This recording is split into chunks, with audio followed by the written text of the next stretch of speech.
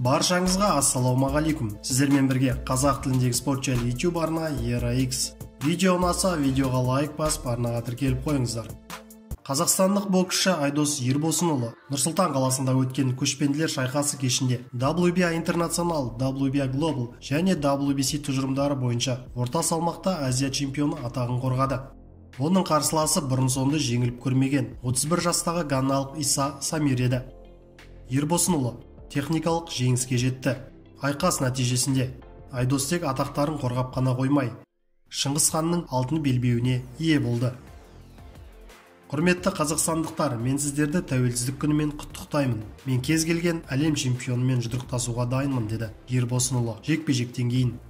Бокс кешінің ұйымдастырушысы Сүлеймен Промоушнс компаниясы болды. Көшпенділер шайқасы жобасы Шыңғыс ханның алтын белбеуі жобасының бір бөлігі болып саналады. Көшпенділер шайқасы атты бокс кешінің алғашқы жекпе-жегінде қазақстандық спортшы Данила Семенов ганалық Абрахам Табулды жеңді. Ауыр салмақтағы жекпе-жек 6 раундқа созылып, төрешілер жеңісті Семеновке берді. Осылайша Данила Семенов кәсіпқой рингте екінші рет жеңіске жетті, ал Авраам Табул 5 мәрте жеңіліске ұшырады.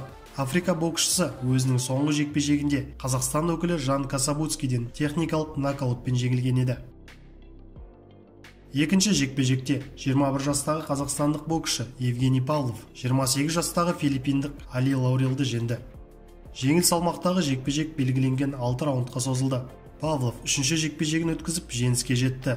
Али Лаурел 18 рет жеңіске жетіп, бір тең нәтиже көрсеткен. Сонымен қатар, бүгінгісін қосқанда 5-ші мәрте жеңіліске ұшырады. Бокс кешінің үшінші жекпе-жегінде 22 жастағы қазақстандық боксшы Бекзат Нұрдәулетов кәсіпқой рингтегі екінші жекпе-жегінде жеңіске жетті. Бокстан 2019 жылғы әлем чемпионы және 2020 жылғы олимпиадалық лицензияның иегері жартылай ауыр салмақтағы нигериялық Кабиру Тавалавиді жеңді.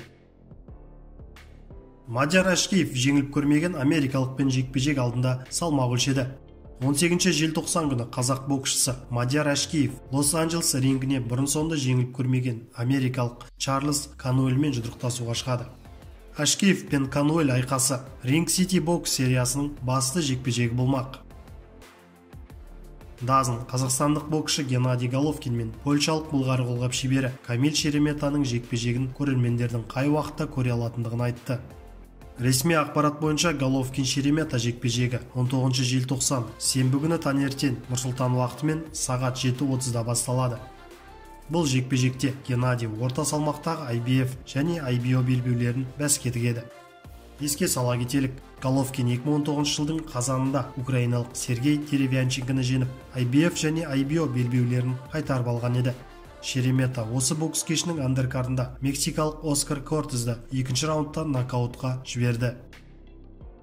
Видео ұнаса, видеоға лайк басып, пікір қалдырайық. Сіздермен бірге болған ERA-X арнасы.